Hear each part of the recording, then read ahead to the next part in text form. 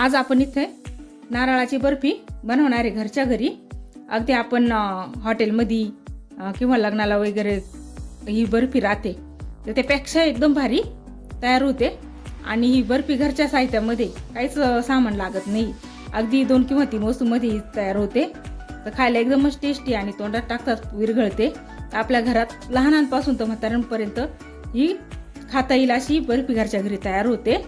आणि आपल्या घरामध्ये वेस्ट नारळ असतात कधी कधी, तर आपल्याला काय सुचत नाही की या नारळांचा आपण काय करावं. तर घरात पडून पडून ते कधी कधी खराब पण होतात, तर त्याचा आपण असा उपयोग करायचा आहे. तर खूप अशी छान अशी बर्फी तयार होते. तर तुम्ही घरी नक्की ट्राय करा. बर्फी तुम्ही बघू शकता, तिचा टेक्स्चर बघा तुम्ही. आणि हे बघा तोंडात टाकतात विरघळणारी रसरशीत अशी आपली छान अशी तयार होते ही बर्फी. तर घरी तुम्ही नक्की ही बर्फी ट्राय करा आणि मला कमेंट करून सांगा की बर्फी कशी झाली ते. तर चला मग आपण बिलकुल वेळ न लावता सुरुवात करूया. इथे मी 2 नारळाचं खोबरं घेतलंय. 2 नारळ होते मोठे मोठे, ते मी काढून घेतले आणि पाठीमागची साल बऱ्यापैकी काढून घेतली. जेवढी निघेल तेवढी त्या प्रकारे मी काढून घेतली. काही मी बारीक तुकडे पण घेतले आणि असे म्हणजे काही काही खोबरं खाऊन पण घेतले. तर जेवढी साल निघेल तेवढी साल काढायची आहे, बाकी नाही निघली तरी काही हरकत नाही. काहीच तत्व तर आपले सालीतच असतात, त्यामुळे मी एवढी साल काही काढली नाही. तर आपल्याला काय करायचं आहे, याचे असे बारीक बारीक तुकडे करून घ्यायचे. पटकन सहजपणे तुकडे होतात, याचे पण तुकडे करून घ्यायचे असे ह्या प्रकारे. तर आपण आता सर्व खोबऱ्याचे तुकडे करून घेऊ. सर्व खोबऱ्याचे तुकडे आता छान असे कट करून घेते. या प्रकारे मी तर हे खोबरं छान असं कट करून घेतलंय. खूप असं जाड बारीक जसं असलं तसं आपण कट करायचं आहे.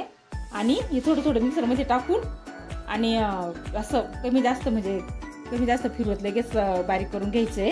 एकसारखं फिरवायचं नाही, एकसारखं फिरवल्यामुळं एकदम बारीक होऊ शकतं. तर चालू बंद करत असं आपल्याला फिरवायचं आहे मिक्सर आणि छान असा बारीक असा किस करून घ्यायचा आहे आपल्याला खोबऱ्याचा. त्याला मग आपण मिक्सरला लावण्याचा किस करून घेऊ. अगदी एवढं घ्यायचं आपल्याला खोबरं आणि बारीक करून घ्यायचं आहे. 1-2 वेळेस बारीक होऊन जातं, ते खूप वेळ लागत नाही. त्याला मी बारीक करून आणते. हे खोबरं मी चालू बंद करून फिरवून घेतलं. अगदी पांढरा शुभ्र असा आपला किस तयार झालाय. आपण एका ताटात काढून घेऊ आणि हे राहिलेलं हे पण बारीक करून घेऊ. तुम्ही बघू शकता की ते पांढरा शुभ्र असा आपला किस तयार झालाय आणि एकदम बारीक असा या पद्धतीने आपण करायचा आहे हा किस. आणि राहिलेलं दुसरं खोबरं पण आपण टाकून घ्यायचं आणि ते पण चालू बंद करून बारीक करून घ्यायचंय. यावेळेस मी एवढं पण खोबरं घेऊन टाकते, त्याप्रमाणे घ्यायचं. याला पण आता बारीक करून घेऊ आपण. हा किस पण मी आता इथं बारीक करून घेतलाय, तो आपण यात काढून घेऊ. तिथे आपला 2च नारळाचा किती किस निघलाय, 1 ताटभर आपला किस निघलाय हा एकदम बारीक छान असा. तुम्ही या नारळी पौर्णिमेला ही नक्की घरी ट्राय करा. खूप छान होते, चवीला खूप छान लागते. आणि आपण याचं पाठीमागची पाट आपण चिकाळी पाट आहे, ते आपण जेवढी निघेल तेवढी काढली, बाकी शिल्लक होती तरी सुद्धा एकदम पांढरा शुभ्र असा आपला हा किस तयार झाला. आता आपण हा किस आहे ना एका वाटीने आपण मोजून घेऊ, किती भरतो ते बघू. तर आपला किस 3 वाट्या भरलाय. त्याप्रमाणेच आपल्याला पुढचं साखरेचं माप घ्यायचंय. 3 वाट्या किस भरला तर आपण 1.5 वाटी साखर घ्यायची. हे माप आपलं एकदम परफेक्ट होतं. कमी गोड नाही आणि जास्त गोड नाही, अगदी मापात. इथे 3 वाट्या मी खोबऱ्याचा किस घेतलाय. चला आता आपण पुढची प्रोसेस करू. इथे मी एक कढाई घेतली, नॉनस्टिकची कढाई घेतली. तुमच्याकडे जी असली ती तुम्ही कढाई घ्या. तिथे मी आता गॅसवरती कढाई ठेवली आणि गॅस मी चालू केला. आता इथे मी चमचाभर गावठी तूप घालून घेणार आहे. तूप आता छान असं गरम होऊन देऊ आपण. इथे मी तुपाची बर्फी बनवणार आहे. मागचा एक व्हिडिओ बनवला, त्यात मी वडी बनवली होती, बर्फी नव्हती. तर त्याच्यात काही एवढा फरक नाही आहे, पण त्यावेळेस आपण तूप वापरलं नव्हतं, दूध पण वापरलं नव्हतं. यावेळेस दूध वापरायचं आणि तूप वापरायचं आहे, बाकी सर्व त्याच प्रकारे करायचं आहे आपल्याला. तर आपलं तूप गरम झालंय, हा किस यात घालून घ्यायचा आहे. गॅस कमीच ठेवलाय मी गॅसवरती. आता हे फिरवून घ्यायचं, छान मिक्स करून घ्यायचं. अगदी पूर्ण तूप यात मिक्स होईपर्यंत आपल्याला मिक्स करायचं आहे. छान असं फिरवत खालवर करत मिक्स करून घ्यायचं. आणि गॅस इथं कमीच ठेवा, फुल करायचं नाही अजिबात. छान असं परतले. यात आपण 1.5 वाटी साखर घालून घेऊ. ही 1 वाटी साखर आणि ही अर्धी वाटी साखर, 1.5 वाटी साखर घातली इथं.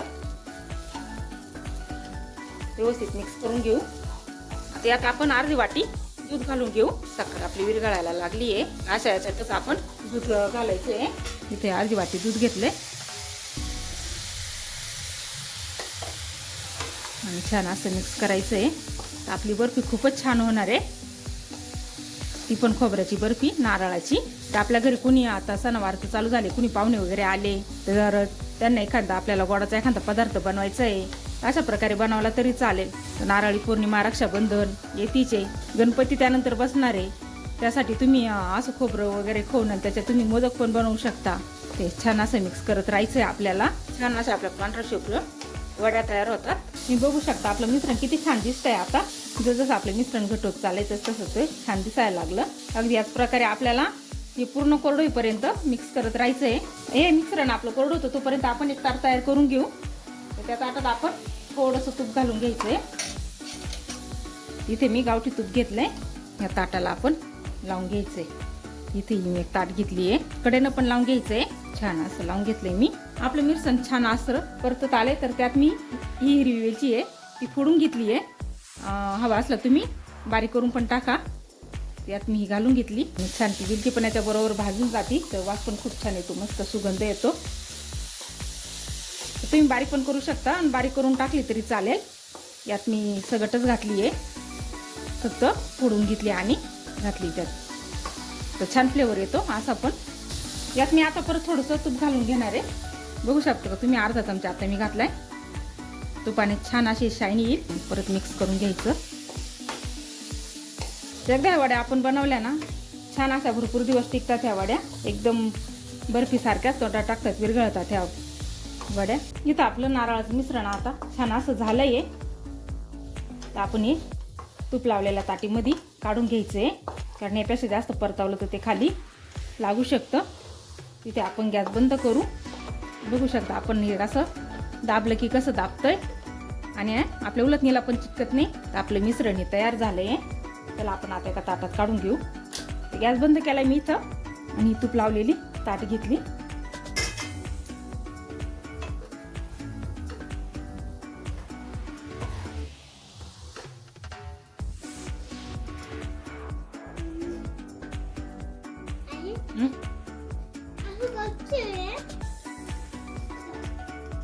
आज नारळाची बर्फी बनवते ना मी. आवडते ना, नारळाची बर्फी बनवते.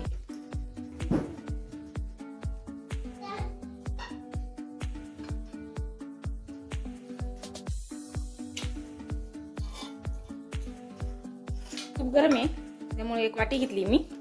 छानपैकी वाटीनं पसरून घ्यायचंय.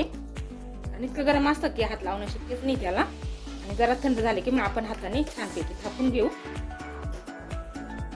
ते जरा थंड होतं तोपर्यंत आपण थोडंसं मिश्रण उरलंय ते एका दुसऱ्या ताटामध्ये पण काढून घेऊ.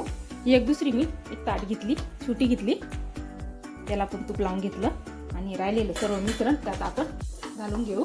अजून मिश्रण गरमच आहे, कढईमध्ये होतं ना, थंड झालं नाही ते.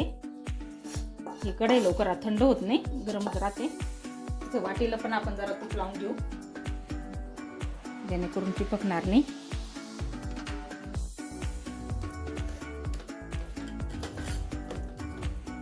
वाटीपेक्षा तर हाताने व्यवस्थित आपल्याला छान असं सेट करता येतं. खूप गरम आहे तर जरा आपण हिला पण थंड होऊन घेऊ आणि सर्व व्यवस्थित सेट करून घेऊ. अजून ह्या ताटातलं पण खूप गरम आहे. गरम असताना वड्या सेट होतात, थंड झाले की सेट होणार नाही.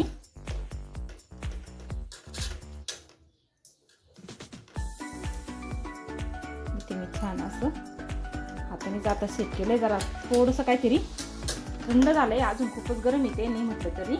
त्या प्रकारे मी थापून घेतलंय.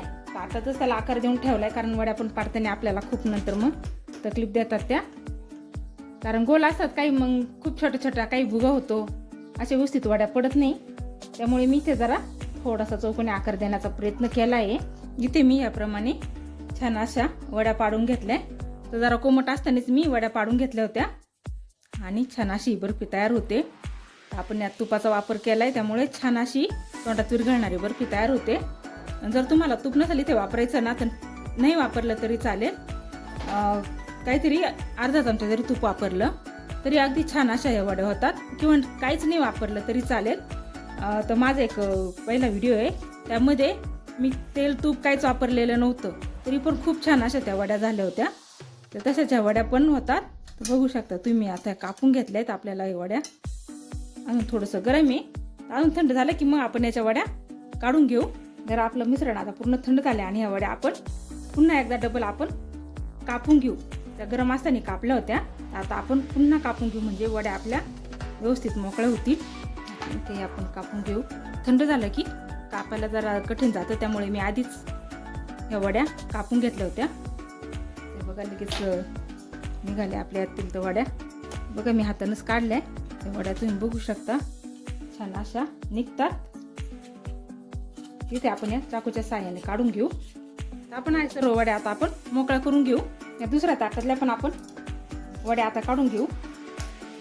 बघू शकता तुम्ही छान अशा या वड्या निघल्या आपल्या.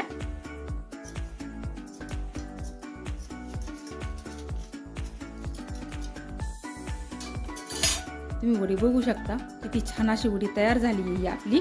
एकदम छान अशी ही आपली नारळाची बर्फी तयार होते आणि एकदम अशी छान ठिसूळ तोंडात टाकताच विरघळणारी आपली बर्फी तयार झाली आहे.